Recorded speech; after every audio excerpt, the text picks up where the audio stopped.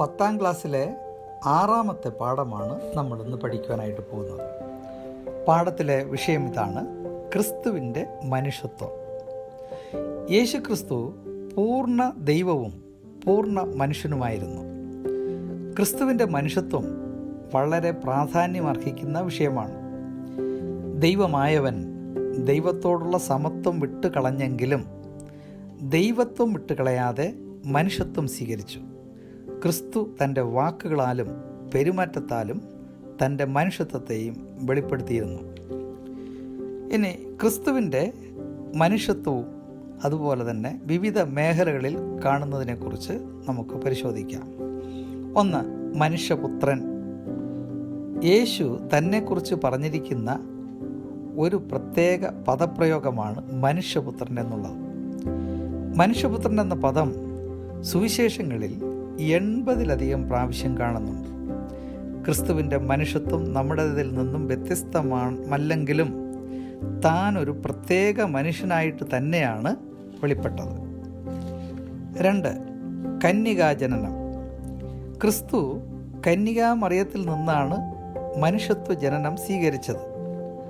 അങ്ങനെ ക്രിസ്തു അബ്രഹാമിൻ്റെയും ദാവീദിൻ്റെയും പുത്രനായും മനുഷ്യപുത്രനായും ജനിച്ചു. ദൈവിക തൃത്വത്തിൽ രണ്ടാമത്തെ ആളത്വമായ പുത്രൻ കന്യകയായ സ്ത്രീയിൽ നിന്നും മനുഷ്യനായി ജനിച്ചതിനെയാണ് കന്യകാജനനമെന്ന് പറയുന്നത്. മനുഷ്യർ ലോകത്തിൽ രംഗപ്രവേശനം ചെയ്യുന്നത് പ്രധാനമായി 3 വിധത്തിലാണ്. 1. ആദാം. പുരുഷനെയും സ്ത്രീയെയും കൂടാതെ ദൈവം നേരിട്ട് സൃഷ്ടിച്ച വ്യക്തിയാണ് ആദാം. 2. ഹവ്വ. സ്ത്രീയെ കൂടാതെ പുരുഷനിൽ നിന്നും മാത്രം, പ്രത്യേകിച്ച് ആദാമിൻ്റെ വാരിയെല്ലിൽ ഒന്നിനെ എടുത്ത് സ്ത്രീയാക്കി, അതാണ് ഹവ്വ. 3. ശേഷമുള്ളവർ, അതായത് ആദാമിനും ഹവ്വയും ഒഴിയെ ബാക്കി ഭൂമിയിലെ സകല മനുഷ്യരും സ്ത്രീ പുരുഷ ബന്ധത്തിൽ ജനിച്ചവരാണ്. എന്നാൽ ക്രിസ്തുവിൻ്റെ ജനനം ഈ 3-ൽ നിന്നും വ്യത്യസ്തമാണ്. പുരുഷബന്ധം കൂടാതെ സ്ത്രീയിൽ നിന്നും മാത്രം ജനിച്ച വ്യക്തിയാണ് ക്രിസ്തു. അതുകൊണ്ടാണ് ക്രിസ്തുവിന് പാപമില്ലാത്തവനായി ജനിക്കാൻ കഴിഞ്ഞത്. ക്രിസ്തുവിനെ കുറിച്ചുള്ള 1ാമത്തെ പ്രവചനം തന്നെ സ്ത്രീയുടെ സന്തതി എന്നാണ്. ഉൽപ്പത്തി 3:15. ഗലാത്യർ 4:4 സ്ത്രീയിൽ നിന്ന് ജനിച്ചു എന്ന് പൗലോസ് പറഞ്ഞിരിക്കുന്നത് പുരുഷബന്ധം കൂടാതെ എന്ന അർത്ഥത്തിലാണ്. അത്യുന്നതനായ ദൈവം പരിശുദ്ധാത്മാവ് മൂലം മറിയയിൽ വ്യാപരിക്കുകയും മറിയയിൽ ഒരു വിശുദ്ധ പ്രജ ഉളവാകുകയും ചെയ്തു എന്ന് ലൂക്കോസ് 1:24-25 പറഞ്ഞിരിക്കുന്നു. അങ്ങനെ ക്രിസ്തു പാപരഹിതനായി ജഡത്തിൽ വെളിപ്പെട്ടു. ഇനി നമ്മൾ പഠിക്കാൻ പോകുന്നത് ക്രിസ്തു ജഡാവതാരം ചെയ്ത് മനുഷ്യനായി വന്നതിൻ്റെ കാരണങ്ങളാണ്. 1. ചാർച്ചക്കാരനായ വീണ്ടെടുപ്പുകാരൻ ആകേണ്ടതിന്. വീണ്ടെടുപ്പുകാരൻ ഒരുവൻ്റെ അടുത്ത ചാർച്ചക്കാരനായിരിക്കണമെന്നാണ് പഴയ നിയമവ്യവസ്ഥ.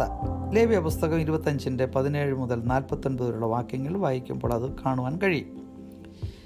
മനുഷ്യനെ വീണ്ടെടുക്കേണ്ടതിന് മനുഷ്യവർഗത്തിൽപ്പെട്ട ഒരുവനായി വന്നേ മതിയാകൂ. അതുകൊണ്ടാണ് ക്രിസ്തു മനുഷ്യനായി വന്നതിൻ്റെ 1ാമത്തെ കാരണം. 2. വീണ്ടെടുക്കപ്പെടേണ്ടവരോടുള്ള ഏകീകരണത്തിന്. കർത്താവായ യേശു പാപമൊഴികെ സകലത്തിലും നമുക്ക് തുല്യമായ അനുഭവമുള്ളവനായിരുന്നു. എബ്രായർ 4:15. ക്രിസ്തു സകലവും അറിയുന്ന ദൈവമാണെങ്കിലും മനുഷ്യത്വം സ്വീകരിച്ച് ശരീരത്തിൽ ജീവിച്ചില്ല എങ്കിൽ മനുഷ്യനെ സംബന്ധിച്ച അനുഭവജ്ഞാനം തനിക്കുണ്ടാകുകയില്ലായിരുന്നു.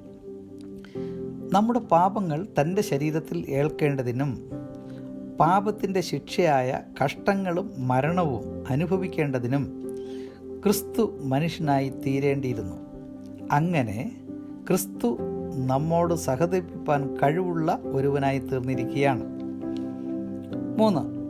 ക്രിസ്തുവിനും വീണ്ടെടുക്കപ്പെട്ടവർക്ക് തമ്മിൽ നിത്യതയിലും ഏകീഭാവം ഉണ്ടായിരിക്കേണ്ടതിന്. ക്രിസ്തു മനുഷ്യത്വം സ്വീകരിച്ചത് താൽക്കാലികമായിട്ടല്ല, ഒരിക്കൽ എന്നേക്കുമായിട്ടാണ്. യേശു എന്നുള്ളത് ക്രിസ്തുവിൻ്റെ മനുഷ്യത്വത്തോട് ബന്ധപ്പെട്ട നാമമാണ്.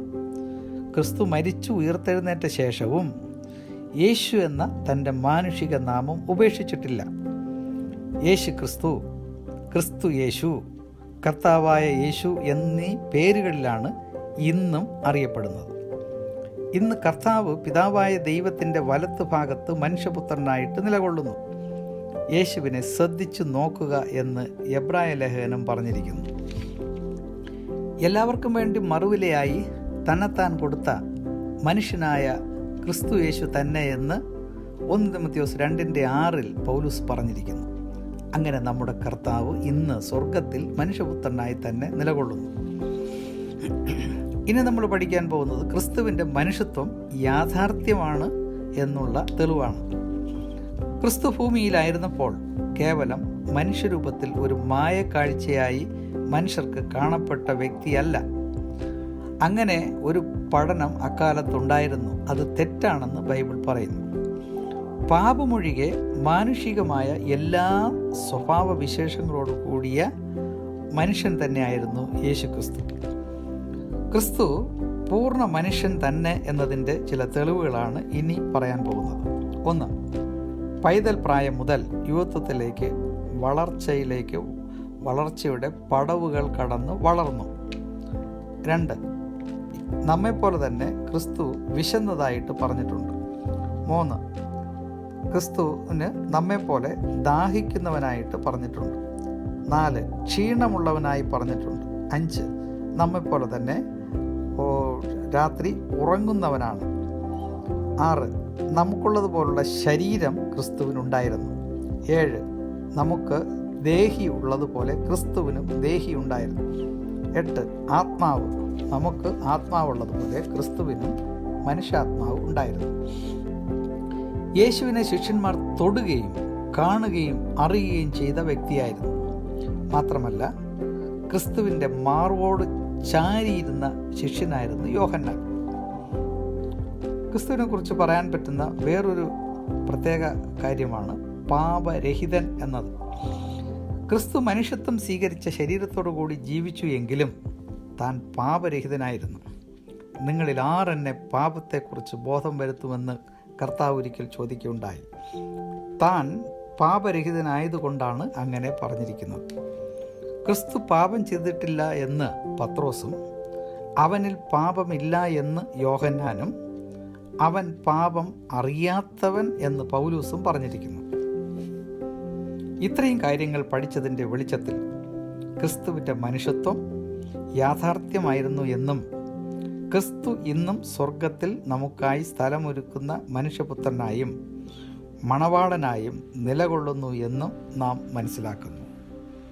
അടുത്ത ക്ലാസ്സിൽ നമുക്ക് ക്രിസ്തുവിലുള്ള ഇരു സ്വഭാവവും ആളത്വവും കുറിച്ചും പഠിക്കാം.